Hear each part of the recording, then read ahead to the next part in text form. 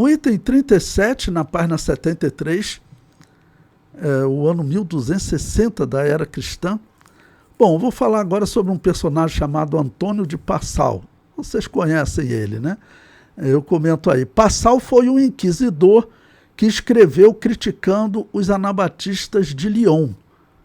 Então, vou citar aí a historiadora Laura Tomé, que ela diz: os hereges devem ser reconhecidos por seus costumes e suas palavras.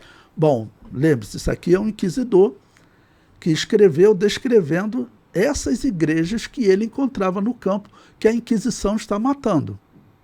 Tá bom? Estamos no ano 1260, olha, era desde o ano 1215. Então já eram 45 anos dessa perseguição feroz. Então o que ele encontra lá? Ele diz, olha, em termos de comportamento moral, são compenetrados e modestos. Não têm vaidade com sua indumentária, a qual não é demasiadamente rica nem abjeta. Não empreendem nenhuma espécie de negócio porque buscam evitar qualquer mentira, juramentos e fraudes, mas frequentemente vivem do trabalho de suas próprias mãos como artesãos. Então, veja, ele está descrevendo, essa é uma historiadora católica citando esse inquisidor, que ele está falando como eram essas igrejas que ele matava. Ele prossegue: seus homens instruídos são tecelões ou trabalhadores têxteis. Não aumentam suas riquezas, mas se comprazem com a satisfação de suas necessidades. Não frequentam tavernas é botecos, né? Não vivem em botecos, tá ok? Não frequentam tavernas, nem representações, nem sequer nenhuma dessas futilidades, né? Ou seja, alguma coisa para diversão, bares, isso. Evitam o ódio, estão sempre trabalhando, ensinando ou aprendendo. Essa é a descrição que essa historiadora faz desses que estão sendo mortos na Inquisição. Ok? Eu comento abaixo. O próprio inquisidor faz uma descrição elogiosa dos anabatistas. Por fim, essa igreja que se escondia nas montanhas da França para não ser morta pela Babilônia apocalíptica era pentecostal. Bom, então veja, eu cito aqui agora para vocês uma obra que é bem interessante de vocês lerem, não? Que é a obra 2000 anos de cristianismo carismático, do historiador Edith Riet. Ele comenta o seguinte, olha, falando dessas igrejas que estavam no campo, né, escondidas, sendo perseguidas por essa Inquisição, que esse inquisidor acabou de dar esse testemunho dizendo que eram pessoas, né, que viviam do seu trabalho, normalmente de um trabalho manual, porque nós sabemos que a igreja vivia no campo. E outros que vão descrever, que eu vou mostrar aí, eram homens simples, iletrados. Por quê? Porque educação era difícil, você aprender a ler, isso era difícil. E então, muitos deles não sabiam ler. Eu cito como exemplo meu pai. Meu pai, ele, apesar de não ter sido criado na Assembleia, né, mas ele aprendeu a ler quando ele veio para a igreja, porque no mundo ele não teve tempo de estudar, ele foi criado na roça, veio para a cidade, quando estava na roça era trabalhando, tudo, ele nunca foi na escola. Então, imagine, quem vivia no campo, ele tinha que trabalhar muito, porque ele tinha que pagar imposto para o rei e ele tinha que pagar imposto para o Papa. Por isso, os comunistas, por exemplo, eles batem muito nisso, né? Eu já falei para vocês de um livro chamado Comunalismo, comentei sobre ele em sala de aula, que ele é escrito por comunistas e ele descreve exatamente grupos de camponeses que viviam uma vida simples, tá ok? Que aí eles falam, olha, eram comunistas porque tinham tudo em comum, trocavam, e realmente muitos dos cristãos que viviam nessa comunidade, vamos dizer, afastados, ou eles estavam vendendo o que eles plantavam, ou eles estavam colhendo. E entre os simples, entre os pobres, nós sabemos que há mais divisão do que entre os ricos, né? O rico ele não divide nada com ninguém, né? Já os pobres ele divide com o mais pobre. Então, essa é a descrição que é feita dessas igrejas, desses cristãos. Ok? Então veja agora, esse dicionário vai dizer também que essa igreja que vivia no interior, para não ser morta pela Babilônia apocalíptica, ela era pentecostal. Ele diz, o novo dicionário internacional da igreja cristã, J. Douglas, atribui aos valdenses visões, profecias e possessões espirituais, ou seja, haviam casos de possessões espirituais na igreja, haviam pessoas que diziam ter visões, haviam pessoas que profetizavam. Tá bom?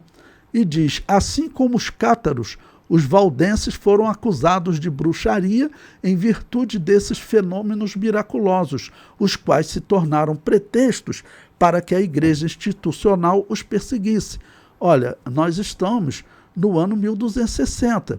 Se você voltar nos vídeos, você chegar lá no ano 1000, eu cito um documento datado do ano 1000, até que esse historiador mesmo comenta que no ano 1000 a Igreja Católica emitiu uma proibição dizendo que nenhuma igreja fora da Igreja Católica poderia manifestar os dons espirituais, falar em línguas espirituais. Por que eles estão proibindo isso? A Igreja Católica sabia, surgiu notícia de igrejas vivendo escondidas, né? Então, é a única explicação. Para você proibir algo é porque sabiam que tinham igrejas, os novacianos eram pentecostais, mostrei para vocês. Os montanistas, que é a Igreja Nova Profecia, eram pentecostais. Então, já esse historiador aqui, ele coloca também, nesse período, o que nós encontramos? Nós encontramos pentecostalismo. Acreditar que os dons espirituais estão vivos. Isso é muito significativo, irmãos. Por quê? Vocês vão entender por que os protestantes e reformados, né, luteranos e calvinistas, são chamados de cessacionistas, porque eles diziam que por que os dons espirituais cessaram? Eles diziam, porque na história da igreja nós não encontramos ninguém que tenha esses dons espirituais. Nem Agostinho de Hipona. Agostinho de Hipona disse que já tinha cessado, olha, lá no ano 410, 420, ele disse que já tinha cessado. Gregório também, mostrei para vocês escritos dele dizendo, olha, o pentecostalismo cessou, não existe mais na igreja.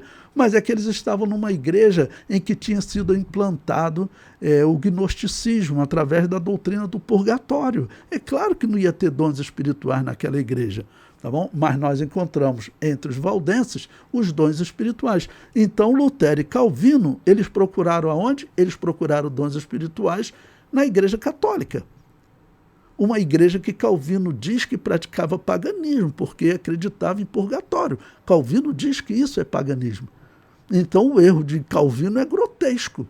Nós não podemos cometer esse mesmo erro. Nós temos que dizer, claro, que tinha uma igreja fora da Igreja Católica. E eu estou mostrando para vocês na história 110.000%, né, provado que existiam, sim, mostrando diversos documentos. E mostrando para vocês, o período que nós estamos vivendo, o terrível período de 45 anos de Inquisição, ele foi criado para matar exatamente essa igreja que era pentecostal. Olha que significativo, né? O comentário prossegue. Os católicos tratavam o pentecostalismo como bruxaria ou possessão demoníaca. Foi exatamente o que esse autor falou também. Porque aquele documento lá do ano 1000, ele dizia, qualquer igreja que praticar os dons espirituais fora da Igreja Católica vai ser acusada de bruxaria. Então você descobre por que muitos cristãos anabatistas eram colocados na fogueira, porque eles eram acusados de bruxaria. Então essa história de bruxaria, isso aí foi algo inventado pela Igreja Católica para matar as igrejas evangélicas. E isso vai continuar na história. Quase toda aula eu repito, mas eu vou repetir para vocês de novo um momento chave da história, é quando os protestantes, na história das bruxas de Salem, lá no século XVIII, 1700 e alguma coisa, eles inventam aquela história das bruxas de Salem, e lá é morto um pastor anabatista, uma irmã e um irmão, acusados de bruxaria. E o irmão, a condenação dele é bem clara, vocês verão, ele tinha o dom de revelar o futuro, dizia que tinha o dom de revelação, ou seja, era um pentecostal. Então, isso é lá em 1700, para vocês verem que a perseguição não é algo isolado. A perseguição é algo que está acontecendo com a Igreja Católica, depois as igrejas protestantes farão a mesma coisa. As igrejas protestantes farão a mesma coisa, né? Esse exemplo das bruxas de Salem, e que não é a única dessas histórias de perseguição de bruxa nos Estados Unidos, eu vou mostrar para vocês. Então, em todo esse período, os cristãos estão sendo acusados de bruxaria. Por quê? Porque eles acreditavam na atualidade dos dons espirituais. E isso, para eles, era bruxaria. Tá bom? Quer dizer, na verdade, eles inventavam, né, que era bruxaria, para ficar mais claro, inventavam que era bruxaria, mas ali tinha os religiosos, os gnósticos, que estão escondidos dentro do catolicismo, exatamente para induzir eles a matar, porque os gnósticos sabem. É como você conviver com uma pessoa, por exemplo, que vive uma religião herética, mas de forma superficial e até sincera, né? Não consegue matar uma mosca, tá bom? Mas você saber aquela pessoa que vive essa religiosidade, como dizer, como satanista mesmo. Os gnósticos são satanistas, não tem jeito. O satanista, ele sabe quem é o cristão de verdade. Ele tem um ódio pelo cristão. Ele quer destruir o cristão.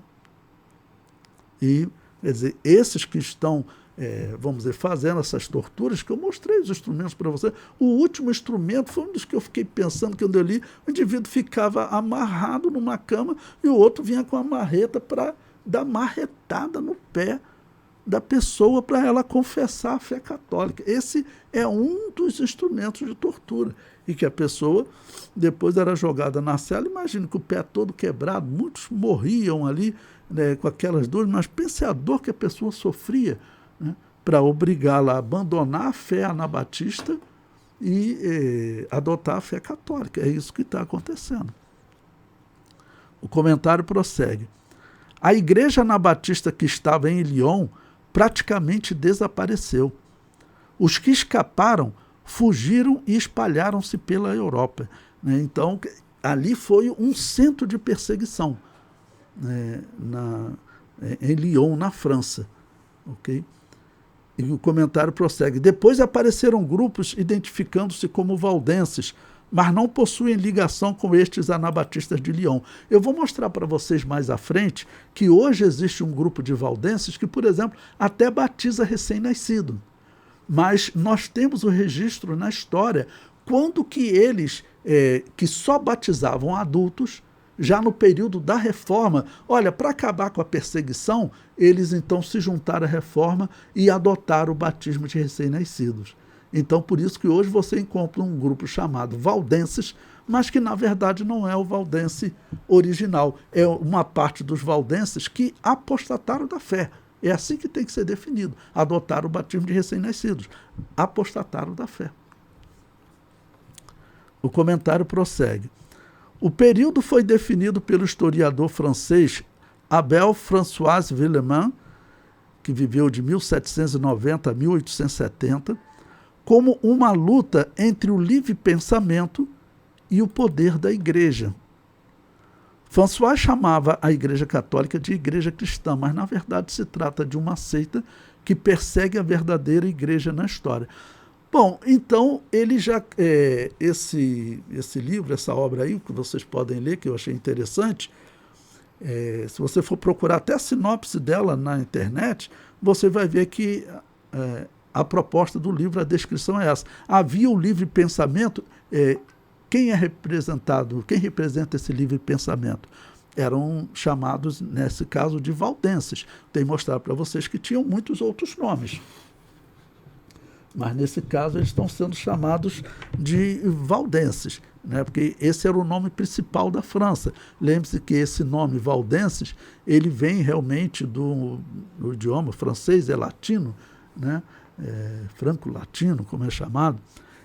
Então, o termo valdense vem realmente desse termo francês, e que significa, vamos dizer, aquele que é praticamente um símbolo de mártire, aqueles que são perseguidos, ok? Exatamente para descrever como eles eram perseguidos. Então, o livro diz, os valdenses representam o livre pensamento. E a atitude dos papas e da Inquisição representa o poder da igreja. Então, quer dizer, eles estão usando esse poder claramente se cumprindo o que está no Apocalipse.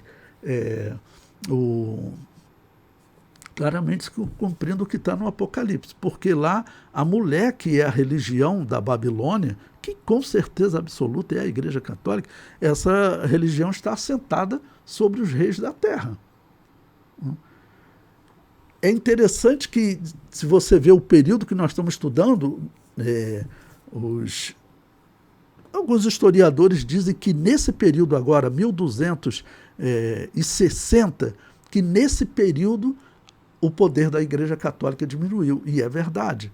O poder da Igreja Católica diminuiu. Diminuiu porque ela em 1250, quando morreu Filipe II, morreu o que é o último imperador praticamente que se submeteu mesmo à Igreja Católica. A partir de agora eles vão influenciar mesmo a Igreja Católica, né? Vão influenciar a Igreja Católica, colocando como Papa. Vai ter Papa que não vai aceitar se submeter, ele vai, acredite, morrer da surra que ele leva, porque eram todos políticos. A venda de simonia, né, que é o cargo eclesiástico, todo mundo comprava, todo mundo vendia. Então o imperador era aquele que comprava todo mundo. E aí vai ter indivíduo que ele vendia cargo, recebia dinheiro do imperador. Quando ele chega no papado, como Papa, ele resolve enfrentar o imperador, então o imperador não aceita e dá uma surra nele. Então isso vai acontecer. E a igreja está tentando manter aquele poder. Lembra que eu falei para vocês que Gregório VII colocou. Que Gregório VII foi quem conseguiu colocar o papado acima da Igreja Católica, não? E ter uma autoridade, né, tal, reconhecida pelo imperador como sendo alguém superior. Foi Gregório VII. Tanto que Gregório VII normalmente se conta de 1050 até 1250, ou seja, 200 anos, foi o período que a Igreja Católica mais mandou, tá bom? Aí que ela mais estaria sentada sobre os reis da terra. Então, e esse poder, então observe o momento da história que nós estamos estudando, para vocês verem. Aqui ainda tem mais de 200 anos para a reforma. São 257 anos ainda falta para acontecer a reforma. E eu estou mostrando para vocês que já são 45 anos de perseguição da Inquisição, e igrejas crescendo. Eu vou mostrar para vocês outras igrejas sendo descobertas, matanças de igreja assim, onde prendeu todo mundo dentro da igreja, 400 membros, e tacou fogo na igreja junto com o pastor. Então, nós vamos encontrar uma série de exemplos mais à frente, né?